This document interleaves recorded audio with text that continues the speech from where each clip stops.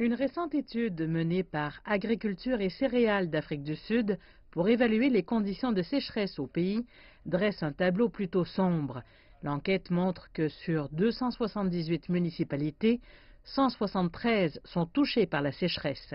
L'enquête indique aussi que depuis janvier 2018, la production a perdu plus de 7 milliards de rand en raison de cette sécheresse persistante. Et l'industrie de l'élevage à travers le pays est sous pression. Elle a besoin de fourrage et d'autres formes d'aide pour survivre, sans compter les cultures qui sont menacées par le stress thermique. Les premières plantations pour ceux qui ont reçu un peu de pluie précoce semblent assez moyennes pour le moment. Ils ont désespérément besoin de pluie, mais les semis tardifs, quand nous avons eu la pluie le 31 décembre, ont mal commencé. Ils sont bien en dessous de la moyenne, et si de la pluie ne tombe pas ce week-end, la plupart de ces plantes risquent de mourir, car elles se trouvent en zone sèche et les racines ne peuvent pas atteindre l'humidité pour le moment. On s'attend à ce que les conditions de sécheresse qui sévissent dans tout le pays affectent le plus durement les agriculteurs de la région.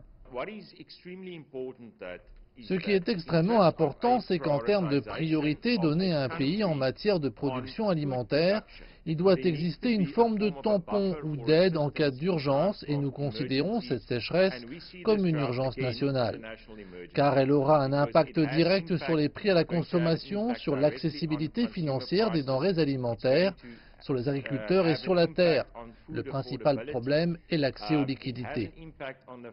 Agriculture d'Afrique du Sud a annoncé qu'elle s'adresserait à différentes banques et au gouvernement pour les aider à amasser des fonds. La situation financière du secteur céréalier est bien pire que par le passé et notre capacité à absorber la sécheresse actuelle est vraiment sous pression. Les producteurs céréaliers cherchent désespérément de l'aide. Agriculture d'Afrique du Sud a déclaré que la présidence sud-africaine s'occupait déjà de ce problème. Nous avons vraiment besoin de résoudre ce problème si nous voulons nourrir notre pays et l'Afrique australe à l'avenir et mettre en place des plans constructifs.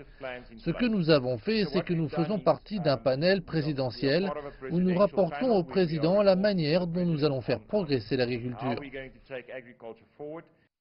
De nombreux agriculteurs envisagent de licencier des travailleurs permanents, tandis que de nombreux agriculteurs commerciaux ont déclaré souffrir de dépression ou d'anxiété en raison de cette pression sur leur exploitation agricole.